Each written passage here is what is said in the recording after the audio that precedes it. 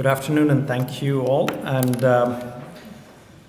it is always very difficult to come right after a wonderful lunch and a beautiful ferry ride when I wouldn't be surprised if you all want to take a nap, because that's how I feel like it. But it's a beautiful day outside, and how often can you say that I came to Europe and went to have lunch in Asia and came back, and that's what we did.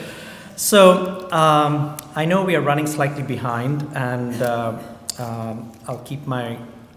I have prepared remarks, but I also want to add some commentary based on the conversation of this morning.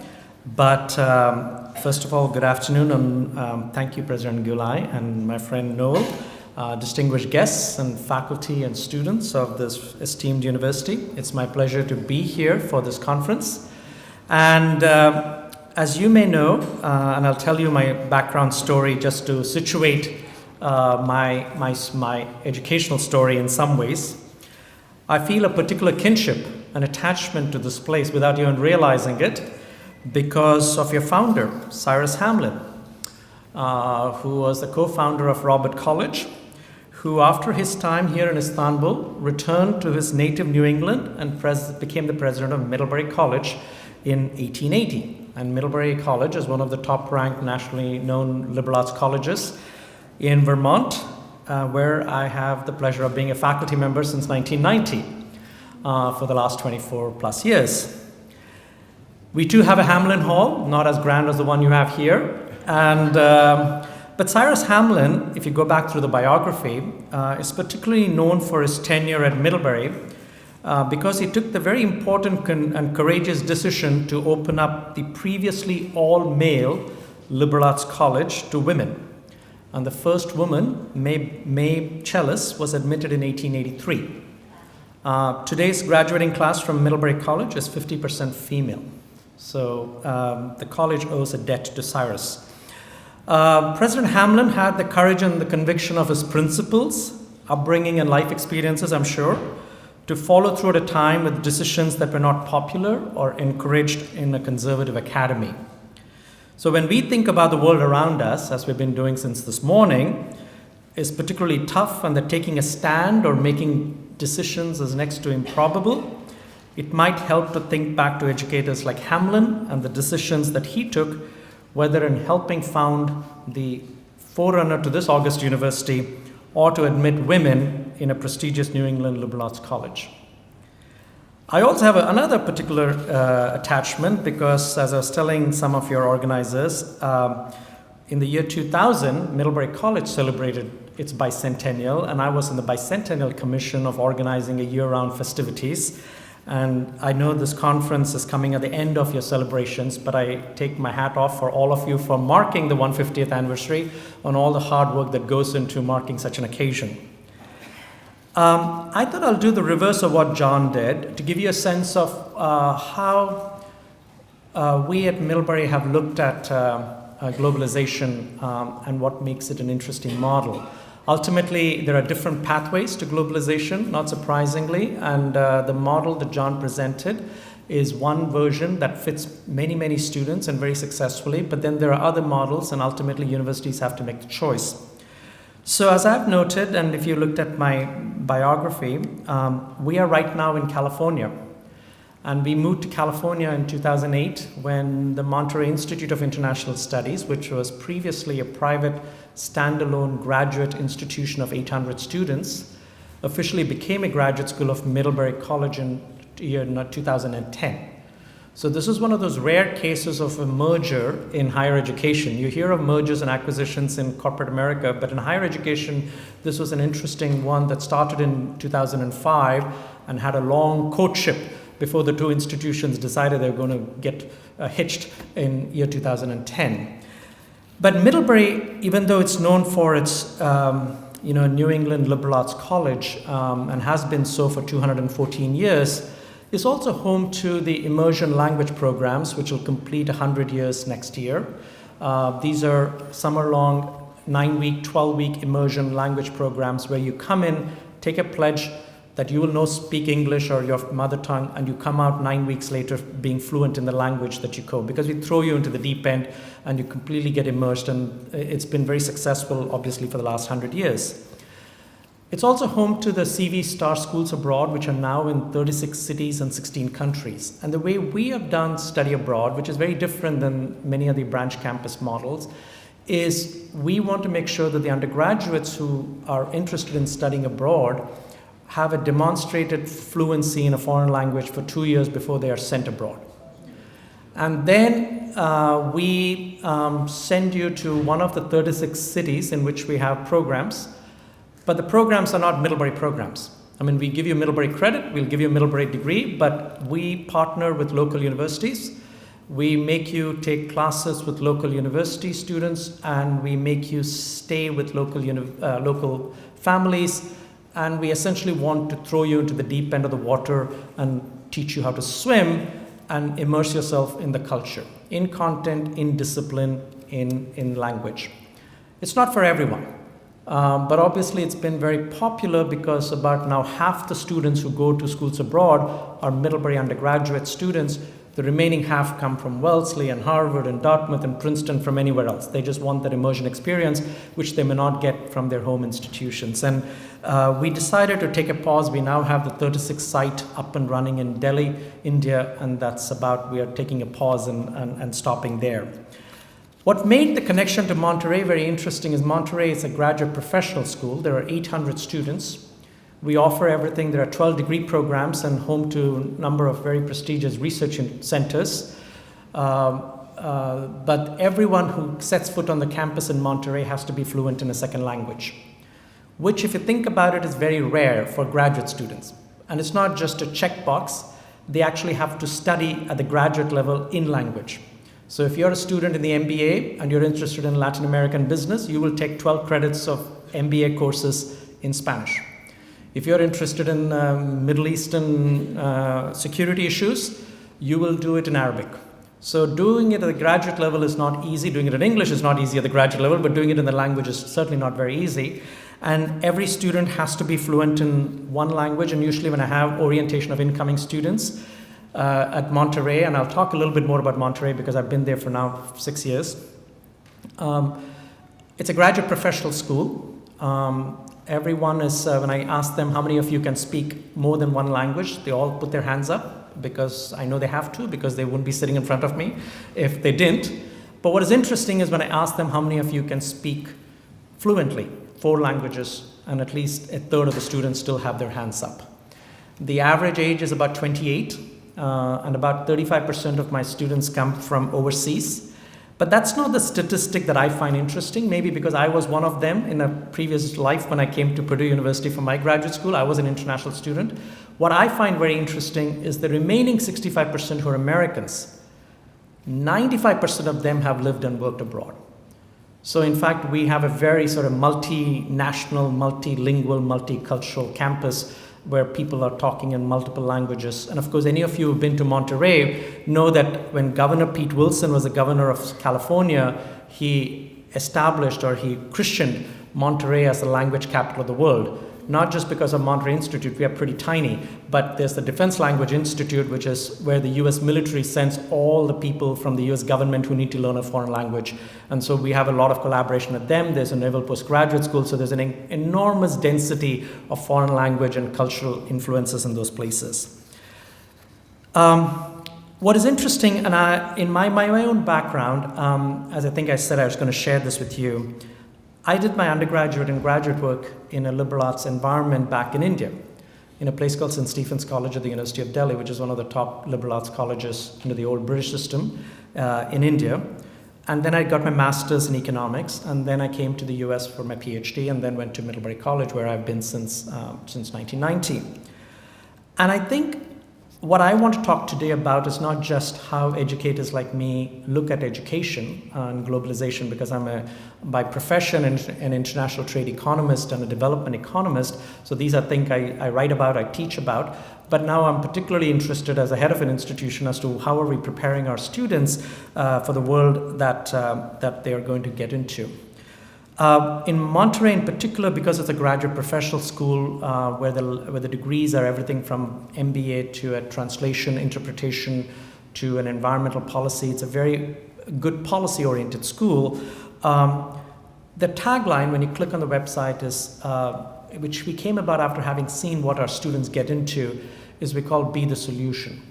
Our students are very interested in coming to us to get a career that's going to set them to solve some problem. Whether they think they're going to solve it or not, they're really keen that they want to try and attempt to find a solution to some major problem. And they really think so very genuinely. And it's what I call, in some ways, when I look back at my students at Monterey, it reminds me of what Mahatma Gandhi wrote when he was in South Africa. He called it pragmatic idealism, which is an odd juxtaposition of words. Usually, how can you be both pragmatic and idealist? Because idealist is you want to live in a free world, you want to live in a poverty-free world, and yet how do you be pragmatic at the same time? And yet what is interesting is how do you combine these elements of pragmatism but be very aspirational or be very idealistic in what is it that you want your education to lead towards, whether you're trying to build towards a more peaceful, more secure, more free world. My late father, whom I was very close to, used to always use a phrase. He said, there are two kinds of people, and the following two human actions you cannot do simultaneously. You can either roll up your sleeves or wring your hands in despair. And which one you are decides who you are as a human being. If you're ready to roll up your sleeves, you're the kind of student who's going to jump in and try and find a problem. If you're going to be doing this, then you're sitting there worrying about how the world is going to come. In Monterey in particular, what I find is the students tend to be more or less, let's roll up our sleeves. And one of the biggest research centers we have is the James Martin Center for Non-Proliferation Studies. It's now been there for 25 years. It's the largest NGO in the world that does research on nuclear, biological, and chemical weapons, trying to keep the world a safe place. And so these are students who are trying to figure out how do you detect North Korean missile launches and so on and so forth. So I think it's important, both coming from a liberal arts background, which I genuinely care about and believe in because that's been my training, but also I find in Monterey as a professional school, it's not a typical law school, it's not an engineering school, it's a professional school, but that's very grounded in the professions that are somewhat liberal artsy, if you want to think about it that way. And a little while back, I remember reading, as some of you might have done, noted journalist Fareed Zakaria's new book, The Post-American World. And he starts off with a set of premises that I think we can all relate to. There have been 3 tectonic power shifts over the last 500 years, which have been fundamental changes in the distribution of power that have shaped international life, its politics, economics, society, and culture. The first was the rise of the modern world, Western world, a process that began in the 15th century and accelerated dramatically in the 18th century. It produced modernity as we know it, science and technology, commerce and capitalism, agriculture and industrial revolutions. It also produced the prolonged dominance of the nations of the West. The second shift, which took place in the closing years of the 19th century, was the rise of the United States. It became one of the most powerful nations in the world, and the only one possibly stronger than other likely combinations of other nations.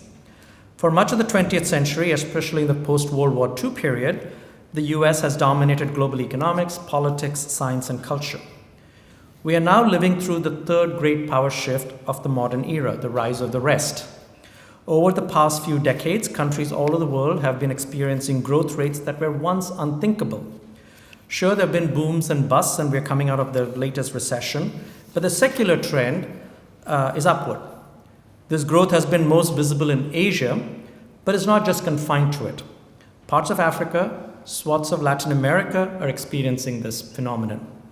For the first time ever, we are indeed witnessing genuine global growth. It is creating an international system in which countries in all parts of the world are no longer objects or observers, but actually players in their own right. It is the birth of a different and a truly unique sort of global order. It's what many commentators might call globalization 2.0. More specifically, relations increasingly have moved from relations between nation states to relations between corporations to relations between individuals all across space and time. And as I noted, a related aspect of this new era is the diffusion of power that comes with this mobility from nation states to other actors. Groups and individuals have been empowered, and hierarchy, centralization, and control are being undermined. Non-governmental organizations, corporations, and other networks are mushrooming day by day, operating as if the world was their stage, to borrow a phrase from William Shakespeare.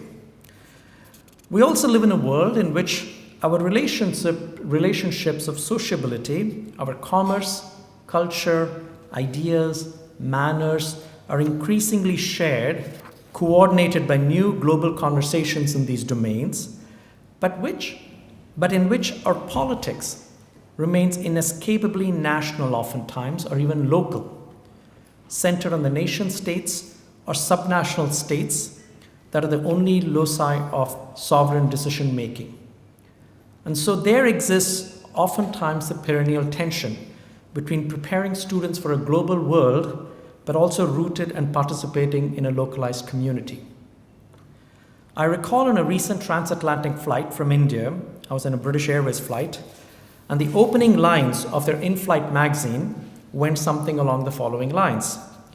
Many decades back, British Overseas Airways Corporation, BOAC, which was a precursor of the modern British Airways, was a British company headquartered in Britain, operating throughout the world.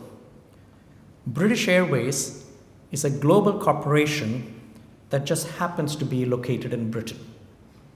Right? So this is how British Airways now views itself. It thinks of itself as a global company that just happens to be headquartered in England, as opposed to an English company that operated worldwide. It's an interesting inversion of identity and operations that is not just true for British Airways, but many, many other players in this era. The kinds of opportunities and challenges posed by these tectonic changes is precisely what interests educators like us. Our students are living through an experience in which time and consciousness take on new dimensions. Such shifts require what noted American Civil War historian David McPherson calls adaptive versatility. Many of our pressing problems of our times, global poverty, climate change, rise of terrorism, access to potable water, to name just a few, require so much more than simply being, quote, good at one subject or the other. Real-world problems are rarely one-dimensional. They aren't simply policy problems or business problems or engineering problems or language problems or environmental problems. They grow out of a very complex, multifaceted, and unique set of circumstances that both describes the problem and often informs the responses to it. But to me, I always come down, and maybe this is the bias in me as a classically trained economist, that I think both globalization and education ultimately are positive-sum games. I don't view them as negative-sum or zero-sum games. I do think it's possible, if with the right sort of institutions and the right incentives and disincentives, to create policy whereby both sides from any transaction can gain. T.S. Eliot once wisely noted, "Where is the wisdom we have lost in the knowledge? Where is the knowledge we have lost in the information?" To which I always add, where is all the information we have lost in the data? We are constantly faced with this tidal wave of information. And this often starts in schools, building up through most of our educational system. And what information consumes is rather obvious. It consumes the attention of its recipients. Hence, a wealth of information often creates a poverty of attention. So to me, when I think of the Eliot quotation and as educators, I think we are not in the business of preaching wisdom. Leave that to philosophers and Zen Buddhists and masters and gurus. But I do think we as educators are in the business of creating knowledge and walking our students through knowledge and sifting through information and data. And I think that is a role that oftentimes teachers are neglectful of, and think that the delivery of information is enough. And I think oftentimes, because we live in such an information-rich environment, what students want is to have a journey guided by educators who can walk them through filters of what is good knowledge, what is appropriate knowledge, what is right knowledge. And if you can somehow get to the wisdom part, then Eliot will be very happy. But I would be very happy if our educators actually focus on knowledge and knowledge transmission and knowledge creation rather than just sheer information transfer. We live, however, in a world characterized by what can be called continuous partial attention. This is when you're on the internet or the cell phone or a tablet while also watching the TV, typing on your computer, and answering a question from your kid. You're multitasking your way through the day, continuously devoting only partial attention to each act or person you encounter. It is the malady of modernity. Thomas Friedman once said, "We have gone from the Iron Age to the Industrial Age to the Information Age to the Age of Interruption." All we do now is interrupt each other or ourselves with instant messages, emails, spam, cell phone rings. And who can think or write or innovate under such circumstances? And yet, I would argue, cultivation of the imagination during the critical years of school and college is very essential to fostering creativity and innovation in life. Teaching critical thinking and argumentation is essential in order to foster healthy debate, whether it's inside a business world or the political world in which you're a voting citizen. Too often, knowledge is not a guarantee of good political behavior, and we know that. But ignorance is a virtual guarantee of bad behavior. It is one principal reason I have long remained a fan of the well-rounded liberal arts education, because it develops the individual as a whole person. It allows individuals or students to see patterns in the world we live in, which is complex, messy, and how do you connect and make the dots? And how do you keep asking the right questions well after you've left college? Well after you're on the path of being a doctor, well after you're on the path of being a surgeon, well after you're on the path of being a lawyer, or well after you're on the path of being an engineer, is how do you make sense of the complex world that we live in? I do think that universities, maybe other than a few, and maybe it's because I come from a smaller university, we are always interested in how do you create networks and how do you create strategic complementarities so that you can create partnerships, whether it's in the study abroad model or whether it's like what John Sexton talked about. I do think it's important as the world shrinks, how do you create networks and nodes of excellence and each one having their own role. I also think, and I've written quite a bit on this, and maybe this is coming from the Indian environment where the obsession was with 5-year planning, that we obsess too much about what I would call outputs, outlays, and outcomes. The government always releases figures of how many crores of rupees they have spent on how many schools they have built or how many colleges they have built, which is what I call the outlay, how much money you put aside.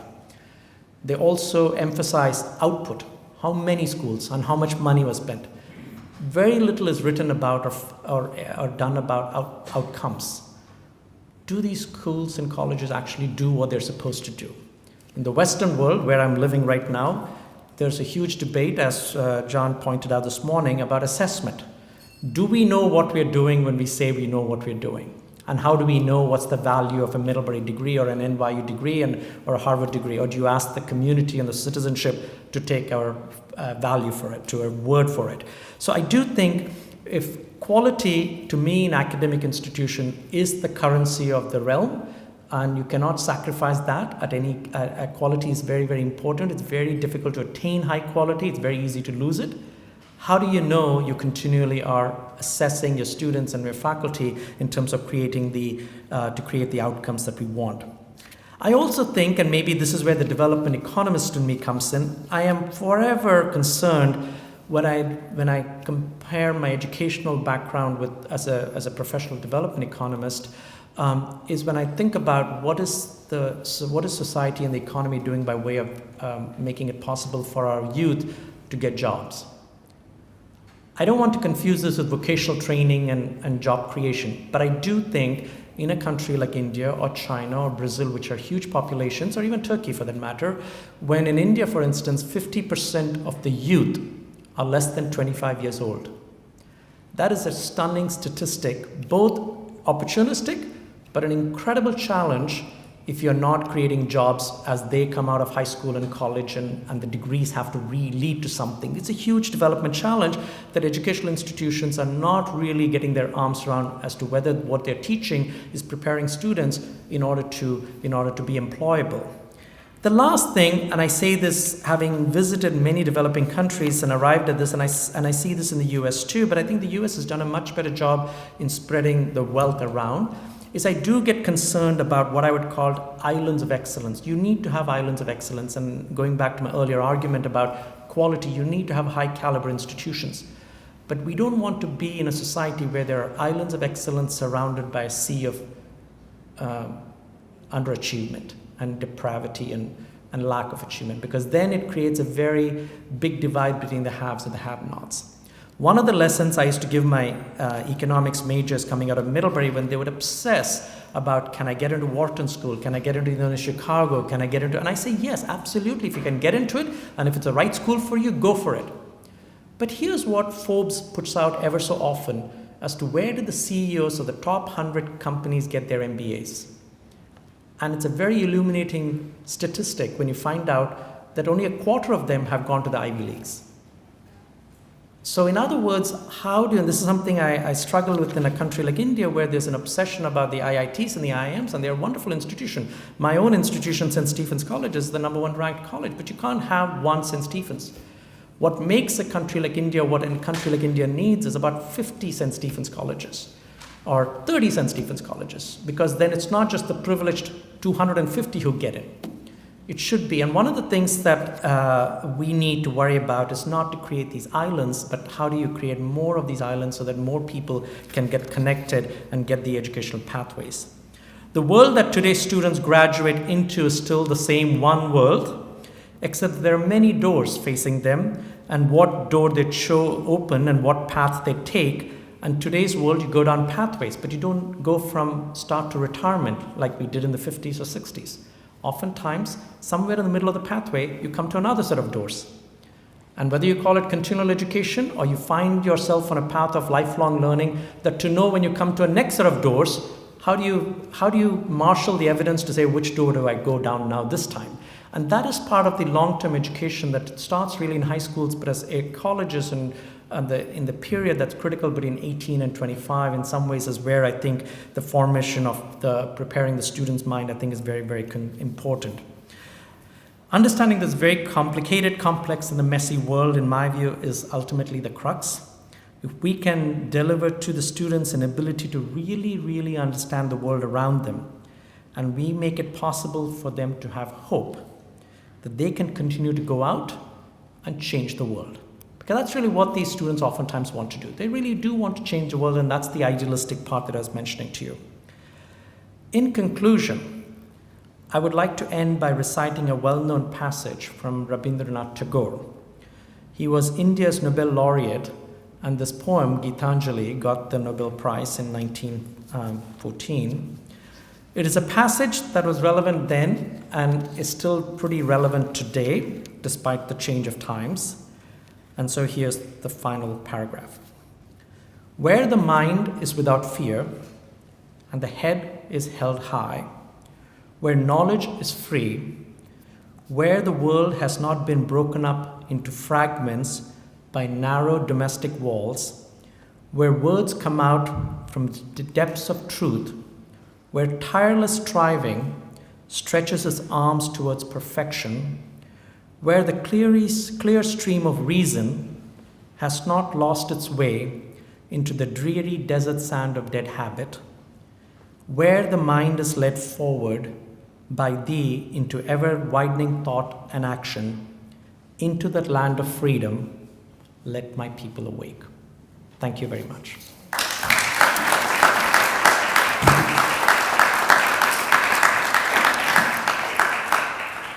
I will leave it up to Noel and Gulai if you want me to take any questions or move. Yes, Noel. How do you feel about vocational schooling? Is there room for another set of institutions that cater to people who don't want to take on a liberal arts education? Right.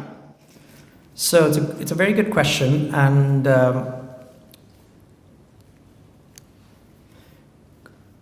despite what I have said about my love for liberal arts, and I'd love for everyone to have some grounding in liberal arts, I do think when you think about on a countrywide or even on a statewide policy level, we need to have every kind of educational alternative possible. It's not necessary that everyone has to go for a 4-year education. Sometimes a 2-year education or a well thought out apprenticeship or articleship is maybe the right format. But there's a flip side to it, and this is the economist in me, which is oftentimes the demand side is not there. That is, if you come out with a 2-year degree, you don't get the jobs or you don't get the kind of remuneration that comes with a 4-year degree. And for some reason, the employer thinks a 4-year degree is worth more than a very well thought out 2-year degree. But I do think, it's not necessary that everyone coming out of, say, grade 12 has to automatically go for a 4-year option. I do think some education is better than no education, and I think the world of complexity that we live in unfortunately doesn't stop with the 12th grade. So gone are the days when you could have had a pretty high standard of living coming out of 12th standard in many places. You do need something. But I'm not convinced, Noel, that everyone ought to lockstep and barrel march into a 2-year. Now, what I like where I've seen some is there are pathways that the 2-year leads to a truncated college degree, because students discover as late learners that they actually want to add something on. There are also vocational colleges that are not just about trade, but also figure out a way to get you to think, so that if the world you're going into as a welder changes, you know what you can get into. So I do think, and in some ways I think the US might have gone down too far down the path of everybody wanting a 4-year college, unlike the Europeans or the Asians, where there's much more variety. But I think when you look at, for instance, when I look at China or India, the quality of the institutions clearly reside with the 4-year colleges and the graduate schools, not with vocational. And that could be because of years of neglect.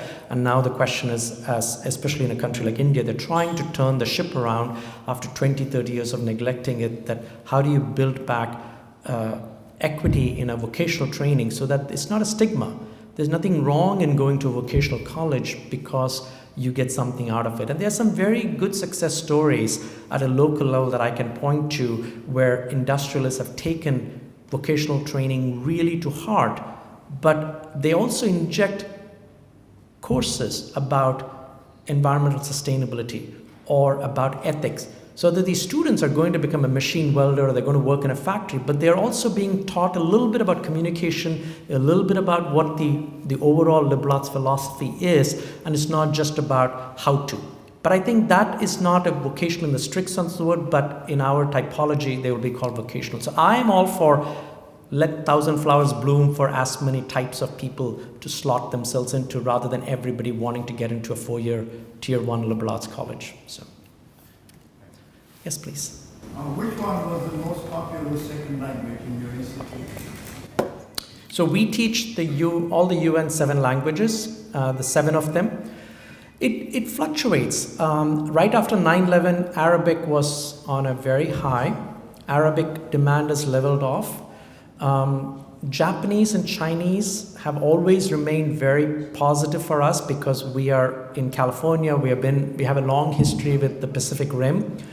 So the number one language has always been Mandarin, followed by Japanese, followed by Korean. Those have remained the top 3. But last 5-6 years, number 4 has been Arabic. But these are the 7 languages that we teach, and we teach graduate courses in these languages.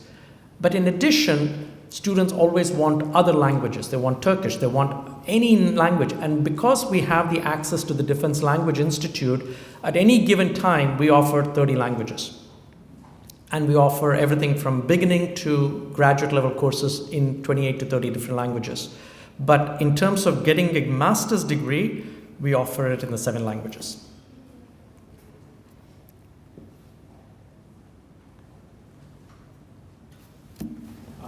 me also say, Sunder, I thought your remarks were just brilliant and very stimulating. And I have another question for you.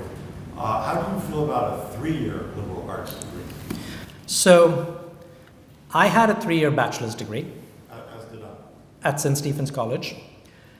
And my predecessor, from whom I took the presidency of Monterey Institute, when she was at Middlebury, she engineered, and I was one of her few proponents on the faculty who supported it for a 3-year bachelor's in the mid-90s, at a time when nobody wanted to touch that.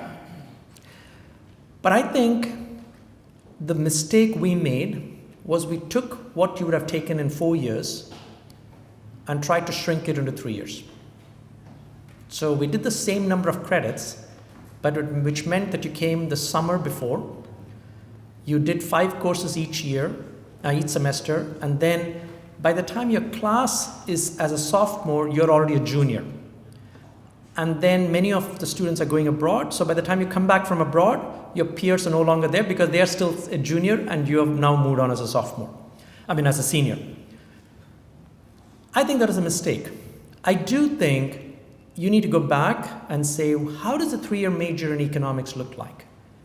And really start from scratch and say, this is what a 3-year major in economics or philosophy ought to look like and can be completed in 3 years. And so there is the distribution requirements, which is the breadth. There is the discipline requirement. And of course, and I've been a faculty for all these years, every faculty member will argue his or her course is the most important course, you cannot get rid of it. And the moment you start going down that path, you keep adding courses and suddenly you're looking at 4 or 5 years. You go back and start from scratch and say, what are the 10 most important courses you need to be a physics major, to be a biotech major, to be whatever, and then build it around that and then see one of the things. So in Monterey, one of the things we did, we have gone the other way. So it's not a 3-year concept. There we have tried to shrink a 2-year master's into a 1.5 years or a year. And the only injunction I gave to my faculty was, and of course I'm in a different position, so I can talk to the faculty differently. I said, you cannot add more courses and make it costlier. You got to go back and, as a faculty, think about what courses can be substituted out because you think something is more important, and then come back and tell me that a student will, with the same graduate student tuition load, can graduate in 12 months or 24 months or 18 months. And that has been more successful. I think eventually the 3-year major will take roots in most other parts of the world. And interestingly enough, the US has always been 4 years, and this recently, the University of Delhi, the flagship university in India, launched a 4-year program, much to the dismay of its faculty, and then had to beat back because the faculty were not brought along with the chancellor or the vice chancellor. And so now they're thinking of going back to their 3-year model because nobody had thought through what should be taught in the 4-year, right? So I do think it's a fair question, and I think it's a very relevant question that you can get a lot out of it in 3 years, and then think about a 2-year master's or something so that you're not adding 4 plus 2, which is 6, to get a bachelor's or a master's, and then another 6 years for PhD. I think you can but it cannot be done by just taking what you do. You have to go back and say, from first principles, what should a degree look like, and then build it back up. Yes. If I'm not mistaken, in England they have a 3-year. Oh yeah, absolutely. For a long time. It works very well. And the good thing about being an English colony was my bachelor's was also a 3-year major. Yes. 3 years is a very common, 3 plus 2 Yes. has become a very common model in the European Union. Yes. Following the Bologna. Exactly, after the Bologna For Law. example, a good place where it works very well is the Netherlands. Yes. However, their programs are already starting the university. You decide whether you go to more applied fields, Right. polytechnics Right. versus universities. I used to be a big fan of the 2-year programs in Turkey. There was this famous magical ratio of 2 to 1. Yes. The idea was twice as many in the 2-year programs as in the 4-year programs. In Turkey, the ratio is just the reverse because of all the issues related to the prestige and so on. I have become a convert in terms of the 4-year programs for the following reason. We live longer.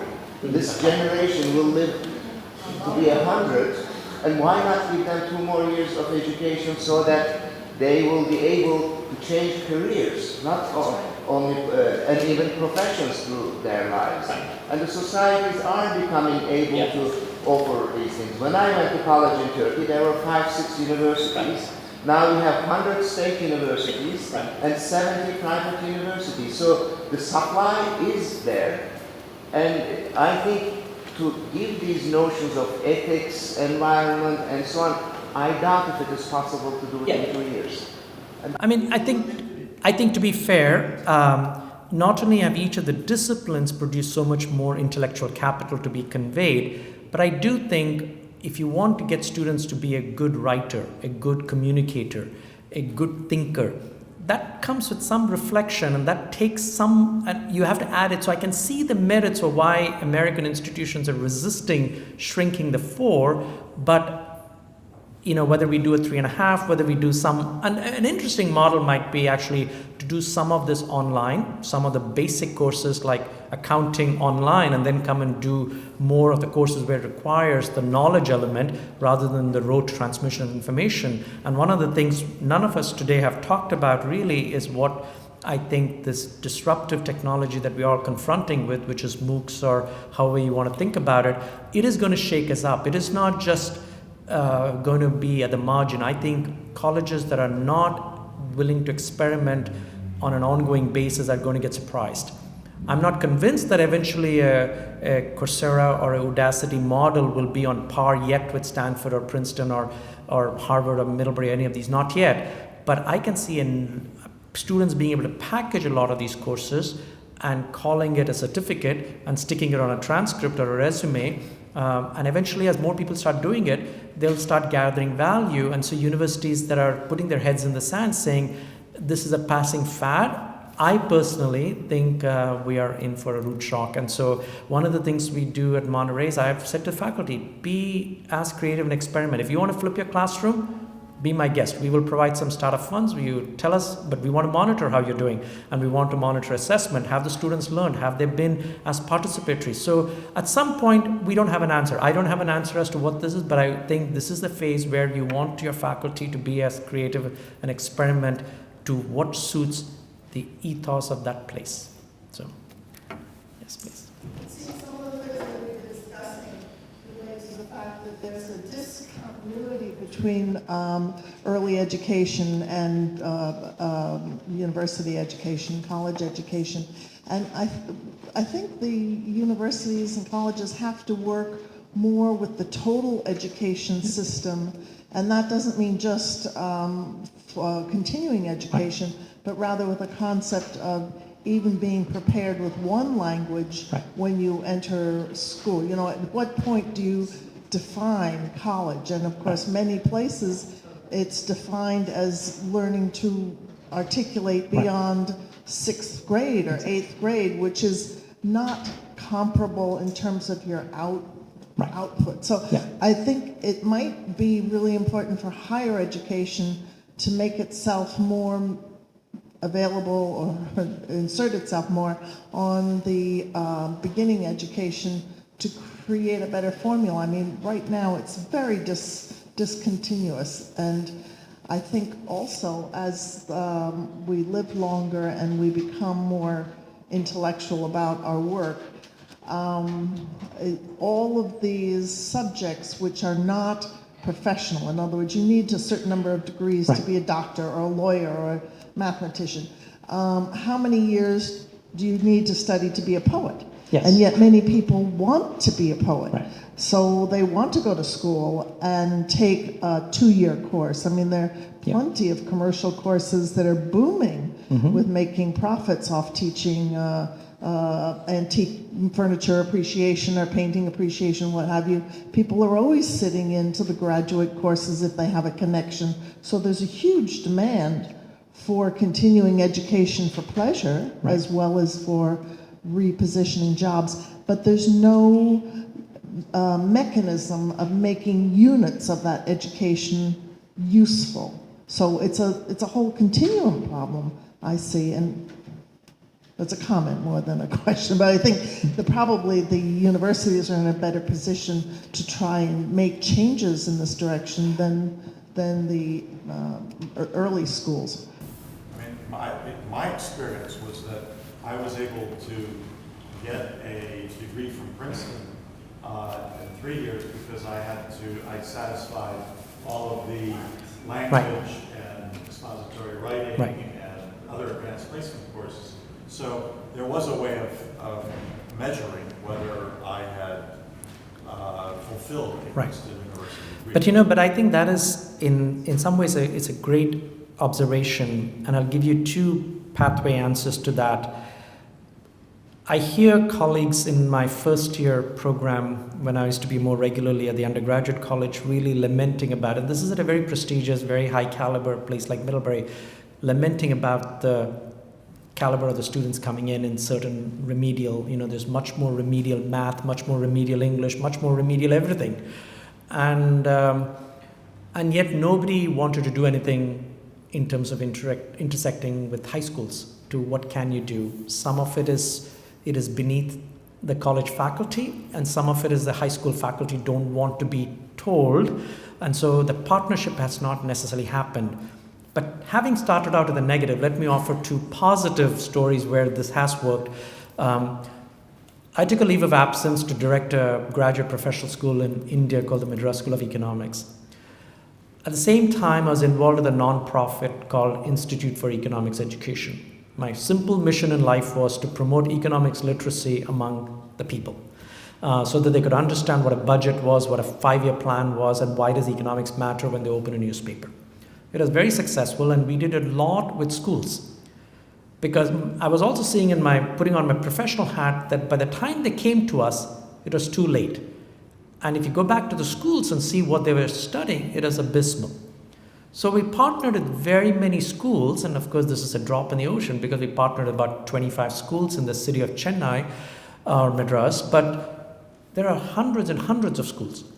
But they were willing partners because they wanted to improve their curriculum, because they realized that they wanted their students in 10th grade and 9th grade. I think college faculty are good in interacting with high school. I think below that, it requires a particular temperament.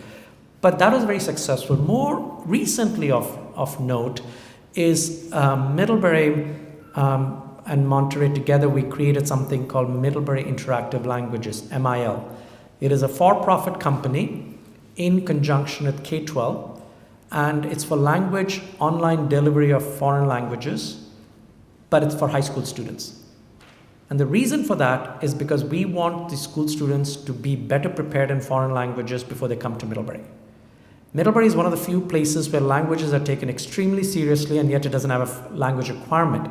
Students just come to us because they know us for languages. And we were finding that a lot of the students were not being as prepared. They wanted to be good in languages, but their preparation was not very good. And so the MIL, which is an online delivery mechanism, has allowed us to reach out, and we work with about 25 different states now in the United States, and we give it away to public schools to try it out, so that the public school teachers now have a mechanism to try out something, given that languages are being slashed at the school budget level. So this is one way in which we have worked with, but this is only one discipline. It's languages, and it's a very small thing. Your point is a much bigger one, but this is what I hear from a lot of my freshman advisors, and this is a conversation we always have, that incredible grade scores and SATs and what have you, but they still need some prep work to succeed in their first year, and that's not a good sign. And if this is happening at the prestigious places, imagine at other places. So I think that gap has to be addressed. Not so much going down to middle school, but I think starting with high school to college, I think that gap is what I think we are capable of addressing constructively. Yeah, I just might make it's a very good point, Albert. I'm heavily involved with Drexel University in Philadelphia, one of the largest cities in the United States. We have one of the largest public school systems now. Now, public school in the U.S., as you know, is open to everybody. It's not a private paying environment, paid for by taxes. The Philadelphia public school system has had deep problems. The students are not, this is not recent, this has been going on for some time. Matter of fact, there's now, unfortunately, a number of schools being closed to try to resurrect money to put it against the activity. So Drexel has 13 colleges. It's very well known for many of them. Engineering is one of them. We have a lot of very difficult protocols that one has to take. And we noticed almost 18 years ago the mathematical problems that were going on. And we formed a series of programs and protocols to teach mathematics at the high school level, Right. which our professors did. Now, that's very nice. That's in one system. Now, we then said, over the last 6 years, we have said, we need to move on now, and we have formed with the community a center. It's located like the University of Pennsylvania, we're right next to each other, in an area that has got a wide range of income levels, most of it lower level income. We have partnered now and taken over 2 grade schools, which our professors and are helping to teach inner city education. They don't do the teaching, we're instructing teachers. We have also just partnered with the city of Philadelphia to begin a major high school where we will actually be guiding and centering on that, because we feel that we cannot produce great citizens going forward and effective, Yep. successful college students unless we help very heavily in the community. So I'm just giving you a gloss over. If you're interested in that, we can get you information, but it's a big commitment, sort of like John saying they're all into the internet and John Sexton. But we feel very strongly, and the trustees, of which I am one, are very supportive of this. But it's not to be taken lightly. Yeah, Because it's a commitment lot that of faculty have to investment. do. Yeah. Absolutely. So- Well, I guess I was also implying you often have a 4-year college program because you have 1 year of Makeup. Yeah. Makeup. You know, and so as you're studying higher education, you have to define what's the beginning of high. Exactly. And to make some serious cutoffs because it's wasting time and money. I mean, I assume it's more expensive to teach in a university than it is to teach in a high school. Absolutely. So, Yeah. but Thank you very much. Yes.